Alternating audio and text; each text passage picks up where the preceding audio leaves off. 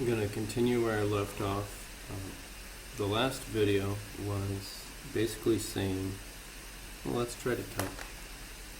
How do we calculate the advancement of the global position of SCUTTLE given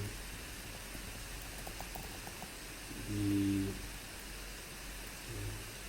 increments of the wheels between two samples. That was basically answered in part 1. Now part 2 is more about the behavior and the targets. And I want to answer how do we decide if we should curve or remain straight.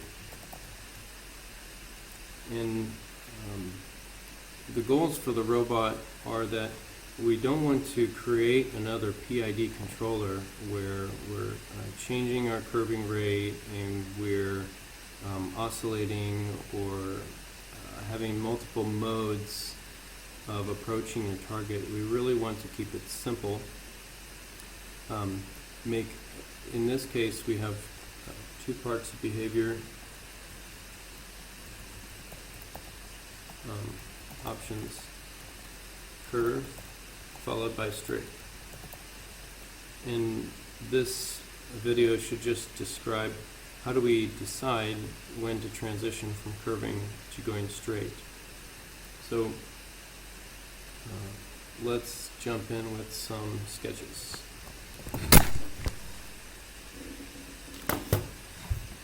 Fumbling with the tablet here. Okay, if we look up here, we said that there's a target in code. This is called the point.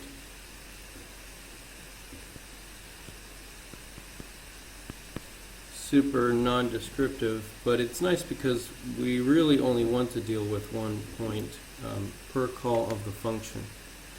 And then we're letting the criteria of the code decide how to drive the wheels, and then the PID controller to handle what the wheels do. So there's point, and it's going to be lowercase actually. So that's point. And first off, let's get a little white pen.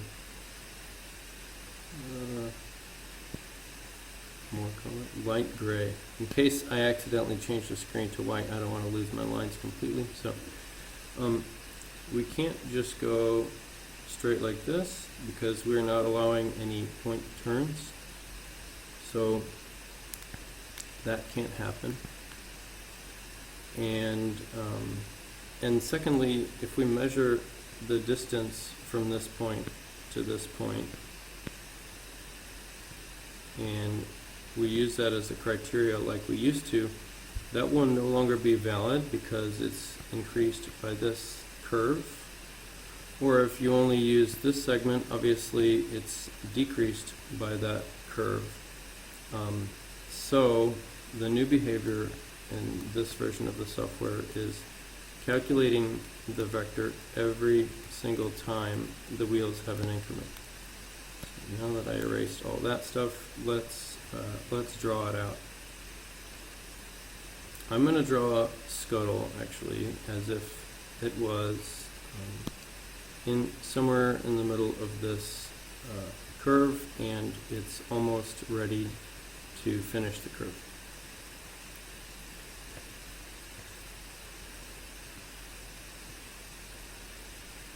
Okay, so here's our point, and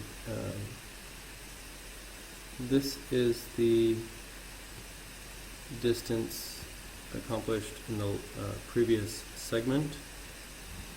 and we know also that it's actually a curve. Okay, and I think I can change the color of this.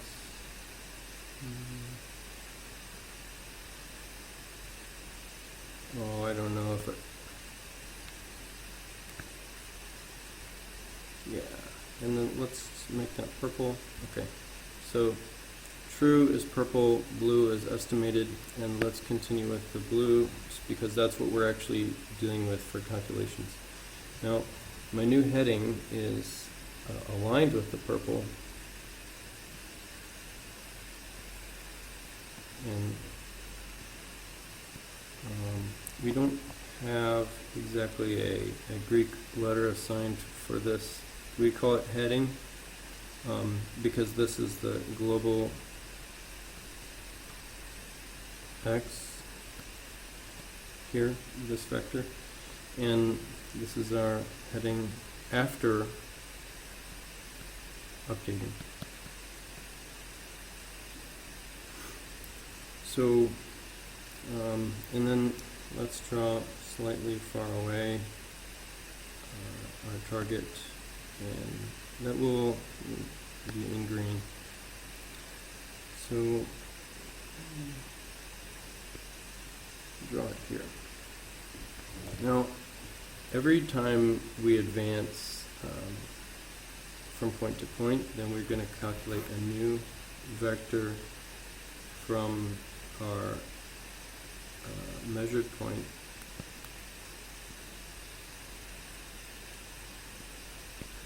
from our global position to the destination. So this is point, and this is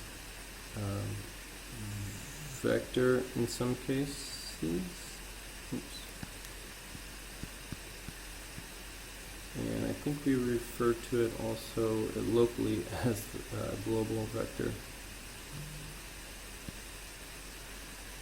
Okay, and so we have two vectors to compare, the global vector and the heading, and that's how we generate our criteria for finishing our curve. Basically, the criteria says we measure the gap here, and that's called gap, and for sketch purposes I'm going to call it theta gap.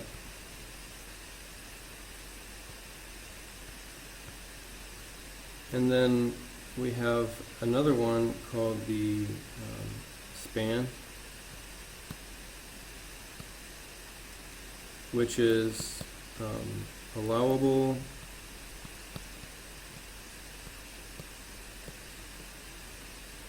deviation between our heading and our required heading to drive exactly over the point.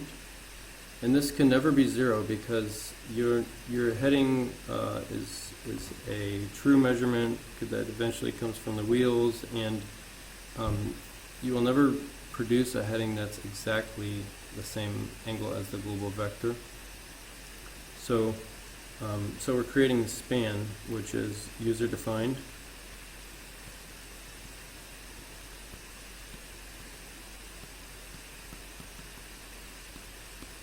And this means that the programmer can decide what their kind of allowable tolerance is. When you make a bigger span, of course, you're saying, I don't need to drive exactly to the point, I just need to be close.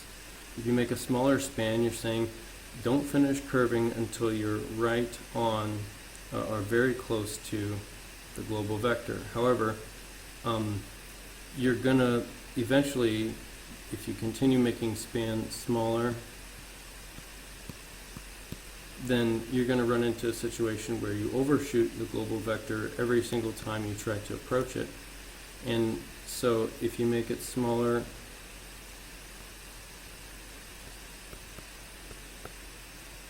span, you must also do smaller speeds to prevent you from overshooting your target. And you should also note that the closer you are from the blue point to the green point, the more rapidly you will be curving. You're heading away from where you need to be. So like, imagine if you're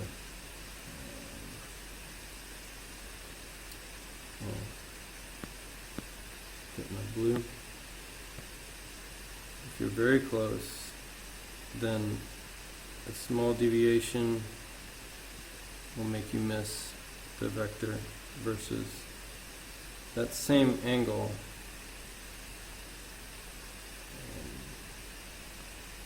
same deviation. Well, let's see.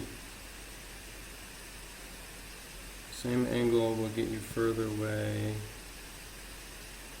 Maybe there's just not so much impact depending how close you are. I won't make any claims about that until I kind of run through it on my own.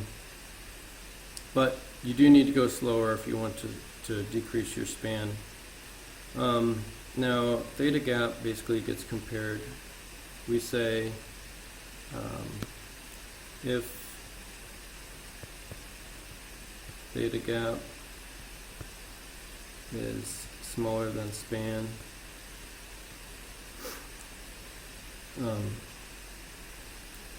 then we need to, well, then we're okay to go. Drive straight.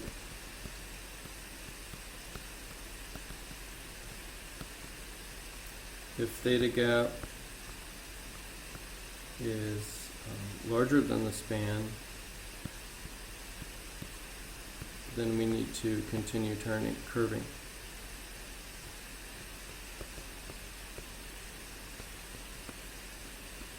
And I keep saying curve because in previous discussions we said that the curving will be the act of turning at our specified radius for the code. Not curve will not describe a point turn. And then the other case is if you have a negative span. So theta gap can be negative because we're just doing subtraction here. The heading, the global vector minus the heading. So if it's negative, you need to turn in the other direction. And so we're going to say reverse curve, or rather continue reverse curve. And the way we do that is I made a variable called flip. And when flip is positive,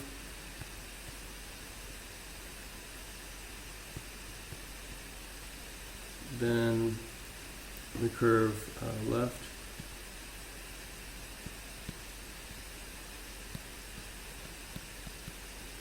Curve right if it's negative, and if it's 0 or if it's close enough to our target, then you don't curve. And that's nice because later in the code we say that there's a curve speed.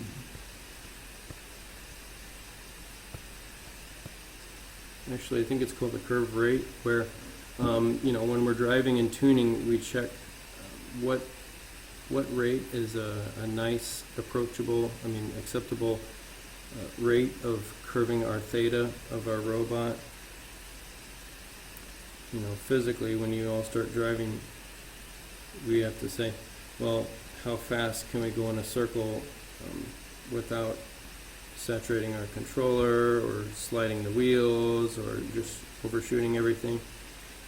And the curve speed gets multiplied by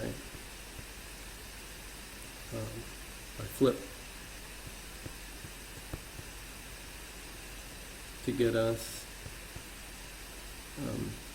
the command that gets put into, I think it's called set motion.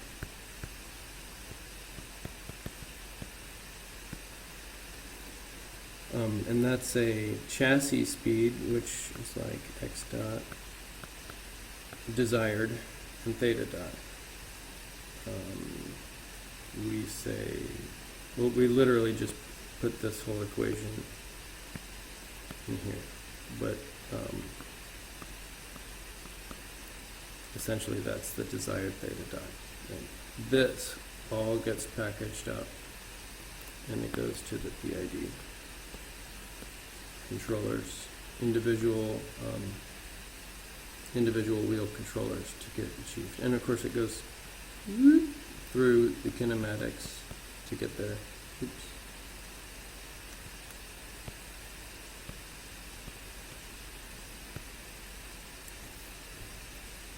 That's all for this video.